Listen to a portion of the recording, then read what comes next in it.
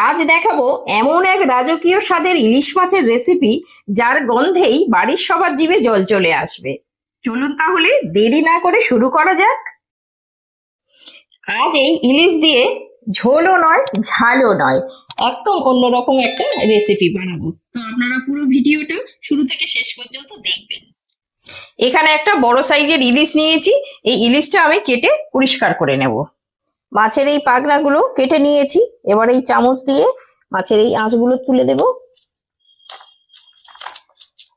মাছটা আঁশ ছাড়িয়ে ধুয়ে পরিষ্কার করে নিয়েছি। এবার এটাকে পিস করে নেব।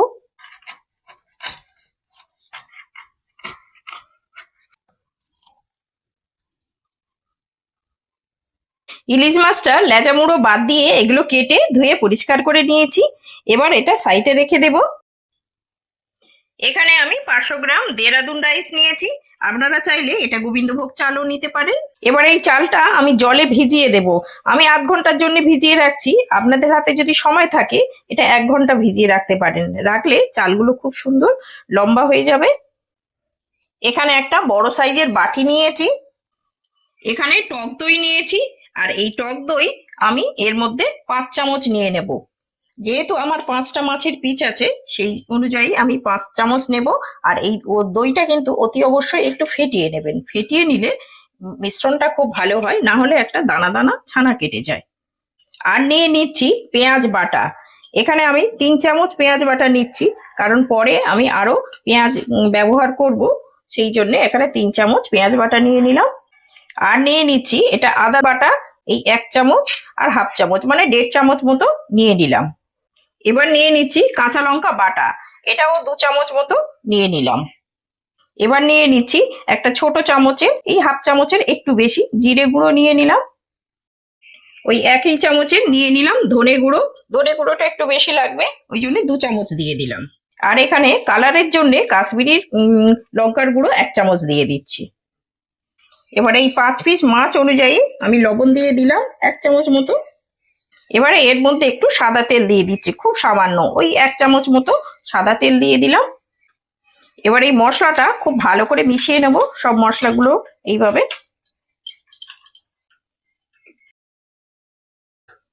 এবারে মাছগুলো এর মধ্যে দিয়ে দেব। আচ্ছা, দিয়ে এই মশলার মধ্যে খুব ভালো করে কিন্তু মিশিয়ে নিতে হবে।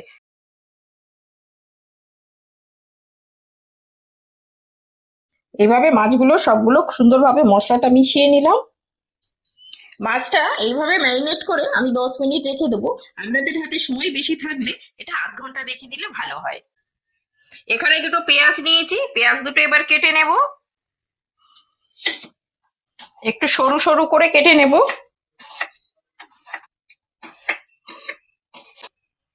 পেঁয়াজটা সরু সরু করে কেটে নিয়েছি, চেষ্টা করবেন এইভাবে একটু সরু সরু করে কেটে নেওয়া।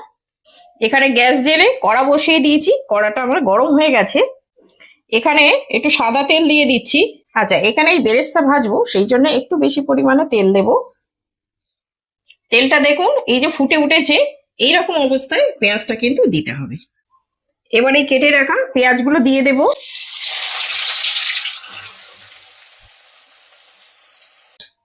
বেরেস্তা ভাজার সময় আগে তেলটা কিন্তু খুব ভালো করে গরম করে নিতে হবে। খুব গরম করে না নিলে বেরেস্তাটা খুব ভালো হবে না, সেই জন্য তেলটা খুব হাই হিটে গরম করে নিতে হবে। গ্যাসের ফ্লেমটা হাইতে রেখে এই পেঁয়াজটা ভালো করে ভেজে নিতে হবে। 2-3 মিনিট অন্তত হাই ফ্লেমে রাখতে হবে। এই বেরেস্তাটা এইভাবে অনর্গল নাড়তে হবে, নাড়লে কি হবে বেরেস্তাটা সুন্দরভাবে ভাজা হয়। বেরেস্তা দেখুন হয়ে গেছে, এইরকম লাল লাল করে ভেজে এটা তুলে নেব। তেলটা এইভাবে ঝরিয়ে নেবো, ছালটার উপরে নিয়ে এইভাবে তেলটা ঝরিয়ে নেবো, যতটা তেল ঝরিয়ে নেওয়া যায়। এইভাবে এইগুলো তুলে নিয়ে আমি একটা টিস্যু পেপারের উপরে দিয়ে দিলাম। আচ্ছা, এই যে পেঁয়াজ ভাজার যে তেলটা রয়ে গেছে, এই তেলটা আমি বেশ কিছুটা তুলে রেখে দেবো, কেন পুরো তেলে রান্না করলে রান্নার মধ্যে তেলটা বেশি হয়ে যাবে। আচ্ছা, পেঁয়াজ ভাজার তেল বেশ খানিকটা তুলে নিয়েছি, আর বাকি তেলের মধ্যে আমি এই মাছগুলো এবার দিয়ে দেবো।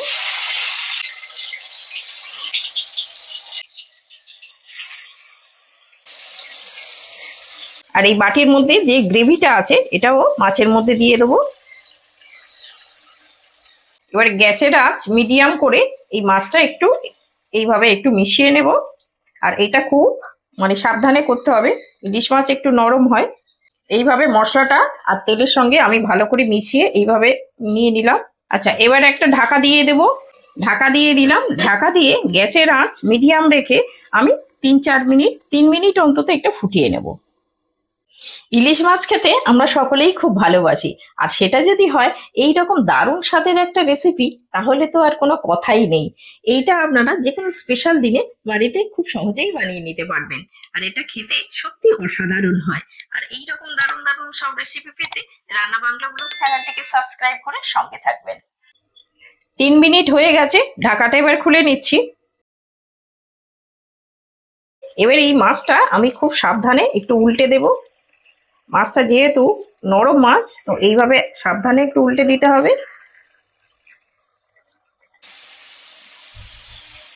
মাছটা উল্টে দিয়ে আমি আবারও ঢাকা দিয়ে দিলাম। ঢাকা দিয়ে আরো এরকম 3 মিনিট রান্না হতে দেব। মাছটা এই 3 মিনিট করে 6 মিনিট রান্না হলে মাছটা হয়ে যাবে। 3 মিনিট হয়ে গেছে, এবার ঢাকাটা খুলে নিচ্ছি। মাছটা 90% পর্যন্ত হয়ে গেছে। এইবার মাছটা আস্তে করে আমি তুলে নেব। আর একটু এই গ্রেভি একটু তুলে নিচ্ছি। এটা হচ্ছে পরে মাছের উপরে দিয়ে দেব। দিয়ে দিলে মাছের যে একটা সুন্দর ফ্লেভার, এটাও উপরে মাছের উপরে থেকে যাবে। যে চালটা আমি আধ ঘন্টার জন্য ভিজিয়ে রেখেছিলাম, সেই চালটা ভালো করে 2-3 বার জলে ধুয়ে আর জল ঝরিয়ে নিয়েছি। মাছটা তুলে নেওয়ার পরে যে অবশিষ্ট গ্রেভিটা আছে এর মধ্যে চালটা দিয়ে দেব। এবার এই চালটা এই মশলার মধ্যে ভালো করে ভেজে নিতে হবে। এই সময় গ্যাসের আঁচটা মিডিয়াম করে এই চালটা খুব ভালো করে ভেজে নিতে হবে। এই চালটা খুব যত ভালো করে ভাজবেন, তত এই ভাতটা খুব সুন্দর ঝরঝরে হয়। এটা আমার ভাজা হয়ে গেছে, আমি খুব সুন্দর করে ভেজে নিয়েছি। এবারে এর মধ্যে গরম জল দিয়ে দেবো।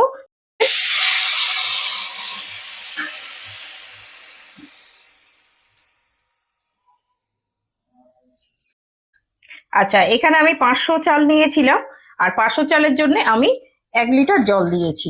আচ্ছা, এর মধ্যে একটু হাফ চামচ চিনি দিচ্ছি, আপনারা না চাইলে এটা না দিতে পারেন।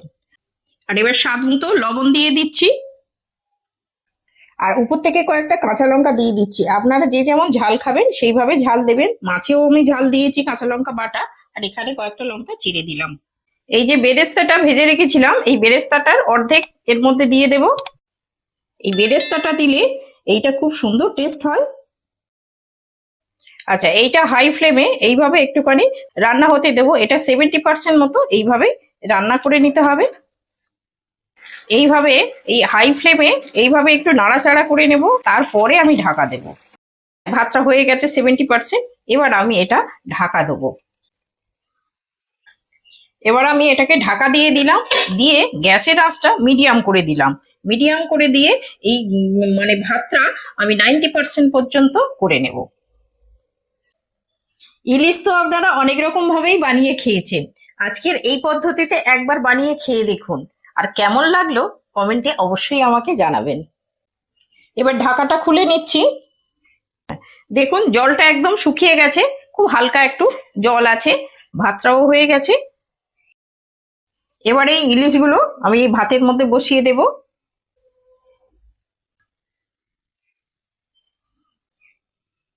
সব মাছগুলো আমি দিয়ে দিলাম। এবারে যে মশলাটা আছে এই মশলাটাও সব মাছের উপরে একটু একটু করে দিয়ে দেব। এই মাছের ফ্লেভারটা কিন্তু খুব সুন্দরভাবে পোলাওর মধ্যে চলে যাবে। এই বাকি যে বেরেস্তাটা আছে এবারে উপরে ছড়িয়ে দেবো। সব বেরেস্তাগুলো সুন্দরভাবে ছড়িয়ে দিলাম। এবার আমি এটা ঢেকে দিলাম। আচ্ছা, ঢেকে দিয়ে এইটা যেহেতু রাইসটাও 90% কুক করা আছে আর মাছটাও 90% কুক করা আছে, সেই জন্য আমি ঢাকা দিয়ে গ্যাসের আঁচ একদম লোতে করে আমি 3 মিনিট রেখে দেব। 3 মিনিট হয়ে গেছে, আমি ঢাকাটা খুলে নিচ্ছি। দেখুন ভাতটা কত ঝুরঝুরে হয়ে গেছে, আর এই যে একটু হালকা চটচটে আছে, এটা আরো কিছুক্ষণ পরে এটা একদম শুকিয়ে যাবে। এবার আমি ঢাকা দিয়ে দিলাম। ঢাকা দিয়ে আমি গ্যাস অফ করে দিচ্ছি। গ্যাস অফ করে দিয়ে আরো 7 মিনিট আমি রেখে দেব। রেখে দিলে যে হালকা যে জল আছে বা একটু হালকা নরম আছে, একদম ভাতটা সুন্দরভাবে ঝুরঝুরে হয়ে যাবে আর পুরো ফ্লেভারটা একদম পুরো দারুণ হয়ে যাবে। কি সুন্দর গন্ধ বেরিয়েছে, গন্ধে যেন সারা রান্নাঘরটা একবার ম ম করছে। দেখলেন তো কত সহজেই আর কত কম সময়ের মধ্যে এই পোলাওটা বানিয়ে দেখালাম। আশা করছি এই রেসিপিটা আপনাদের বুঝতে কোথাও অসুবিধা হয়নি। এইভাবে একবার অবশ্যই বাড়িতে বানিয়ে খেয়ে দেখবেন, এটা খেতে কিন্তু দারুণ লাগে। দেখুন পোলাওটা কত ঝুরঝুরে হয়েছে, দেখেই বুঝতে পারছেন এটা কত সুন্দর হয়েছে। এটা দেখতে যত ভালো, খেতে কিন্তু ততটাই সুন্দর। আর একে তো ইলিশ, আর তার উপরে ইলিশের সঙ্গে এই পোলাও, একদম দুপুরের খাওয়া জমে যাবে।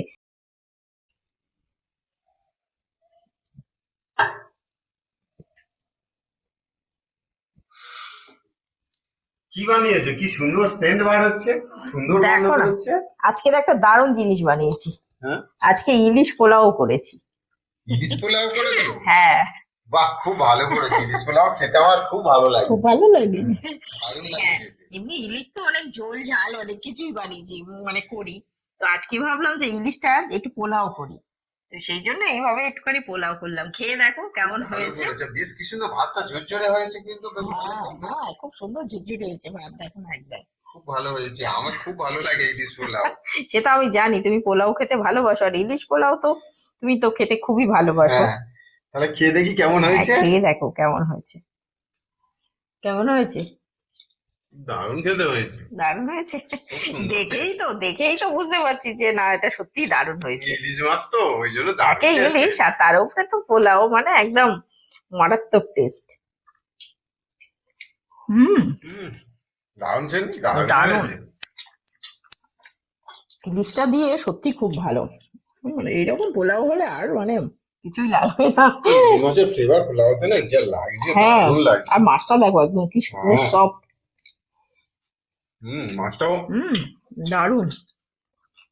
হুম, মাছটাও খুব সুন্দর হয়েছে, দারুণ দারুণ টেস্ট হয়েছে একদম, দারুণ টেস্ট। সত্যি দারুণ হয়েছে।